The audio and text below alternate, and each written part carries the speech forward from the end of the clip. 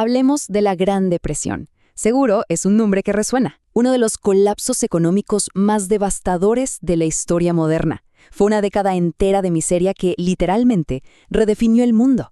Pero, ¿qué fue lo que la desató en realidad? Resulta que la historia que casi todos conocemos podría no ser la verdad completa. Así que vamos a desentrañar los hechos para entender qué fue lo que de verdad ocurrió. Detrás de este frío porcentaje, claro, había millones de personas. Familias enteras que perdieron sus empleos, sus ahorros, sus hogares.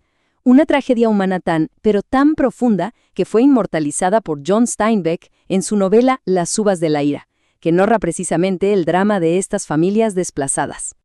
Y ojo, que la crisis no se limitó a un solo país, para nada. Esto fue una implosión económica a escala planetaria. Es que entre 1929 y 1932, la producción de manufacturas se desplomó un 36% y el valor del comercio internacional se contrajo un increíble 40%. O sea, la economía mundial simplemente se detuvo. La explicación que casi siempre escuchamos es la misma. Todo comenzó con el Martes Negro, el día en que la bolsa de Nueva York se derrumbó. Esta idea se ha convertido en el ícono, en el símbolo indiscutible del inicio de la depresión. Y aquí es donde la cosa se pone interesante. ¿Fue realmente el desplome de la bolsa la causa de una década entera de sufrimiento? ¿O fue solo la primera pieza de un dominó, en un rompecabezas mucho más complejo y la verdad aterrador? Es hora de descubrirlo. Porque, si bien el crack fue un evento súper dramático, ¿verdad? Su impacto directo en la economía real fue sorpresivamente bastante limitado. Para entender la verdadera magnitud de la catástrofe, tenemos que mirar más allá de Wall Street y empezar a examinar las grietas que ya existían en los cimientos de la economía. De hecho, esta es la conclusión de la mayoría de los historiadores económicos. La realidad es que la economía ya venía mostrando signos de debilidad mucho, pero mucho antes de octubre de 1929. Sectores clave como la agricultura y la construcción ya estaban en desaceleración, creando un entorno increíblemente frágil. Y para darnos una idea, miren este número. La construcción de viviendas, que es un motor económico vital, se había contraído en más de 92% desde su punto más alto, y esto mucho antes de que la crisis se agudizara. Fue sin duda una de las principales fuerzas que abonó el terreno para el desastre. Aquí llegamos al verdadero epicentro del terremoto económico. El culpable no fue la bolsa, fue el sistema bancario. Una serie de pánicos y quiebras bancarias transformaron lo que era una recesión en la peor depresión de la historia. Esta gráfica es una radiografía perfecta de lo que es la pérdida masiva de confianza. La línea que ven representa la relación entre el dinero depositado en los bancos y el efectivo en circulación. Cuando cae en picada, como se ve ahí, significa una cosa: la gente prefiere tener billetes bajo el colchón a confiárselos al sistema financiero. El mecanismo es un ciclo autodestructivo. Todo empieza con el miedo, que lleva a los retiros masivos de dinero. Los bancos, claro, para protegerse, dejan de prestar y acumulan todas sus reservas. Esto congela el crédito, que es como la sangre de la economía, provocando que las empresas quiebren y, por supuesto, generando todavía más pánico. Un círculo vicioso perfecto. El costo humano de este colapso fue inmenso. Pensemos en esto.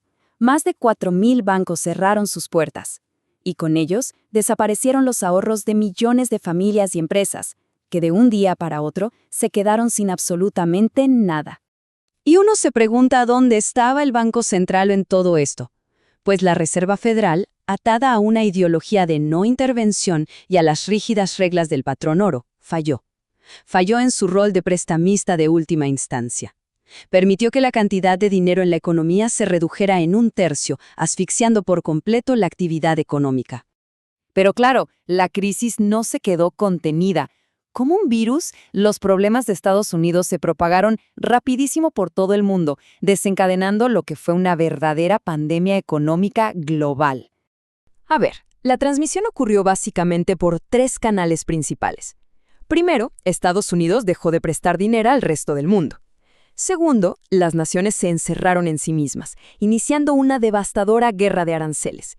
Y tercero, el sistema del patrón oro actuó como el conductor perfecto, esparciendo la enfermedad de la deflación por todas partes. Todo arrancó con el arancel Smoot-Hawley en Estados Unidos, que fue diseñado para proteger a sus industrias. La reacción fue, como era de esperarse, inmediata y feroz. Unos 60 países tomaron represalias, elevando sus propias barreras y en el proceso estrangulando el comercio mundial. Y en esta imagen, la correlación es que es impactante. Se ve clarísimo cómo la caída de las exportaciones mundiales va de la mano con la contracción de toda la economía global. Cuando el comercio se detiene, el crecimiento se detiene. Es una lección brutalmente clara. El patrón oro funcionó básicamente como unas esposas de oro. Obligaba a los países a mantener un valor fijo para su moneda, lo que en una crisis como esta significaba importar la deflación y renunciar a cualquier política para combatir la recesión. La única opción que les quedaba era sufrir. Pero justo ahí, en medio de la desesperación, algo empezó a cambiar. Empezó a surgir una transformación fundamental en el pensamiento económico y político, que finalmente empezó a trazar una ruta de salida. Y el primer paso, el más crucial para la recuperación, fue abandonar el patrón oro. La evidencia es contundente. Aquellos países que abandonaron el sistema más temprano fueron los que pudieron devaluar sus monedas, combatir la deflación y empezar a recuperarse mucho antes que los demás.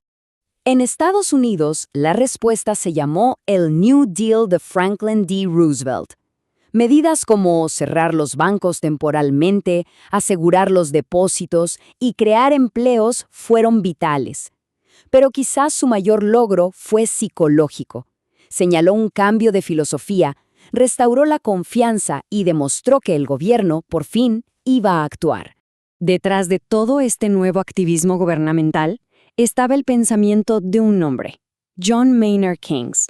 Su análisis de la depresión, destruyó la vieja idea de que los mercados siempre se corrigen solos. Argumentó que en una crisis el gobierno tiene el deber de intervenir y gastar para reactivar la economía. Y es que la Gran Depresión no fue solo un evento económico. Para nada. Fue un trauma que dejó cicatrices permanentes y que remodeló nuestro panorama económico y político de formas que, aún hoy, perduran. El legado es clarísimo. La crisis dio a luz a la macroeconomía moderna. A partir de entonces, los gobiernos aceptaron que tenían un papel permanente en la estabilización de la economía. Y sentó las bases para los sistemas de seguridad social y el estado de bienestar que se desarrollaron después de la Segunda Guerra Mundial. Al final, si hay una lección profunda que nos deja la Gran Depresión, es que los mercados sí pueden fallar, y de forma catastrófica. Y esto nos deja con una pregunta que sigue en el centro del debate económico hasta el día de hoy: encontrar el equilibrio exacto entre la libertad del mercado y la intervención del Estado. Una pregunta que, la verdad, seguimos intentando responder.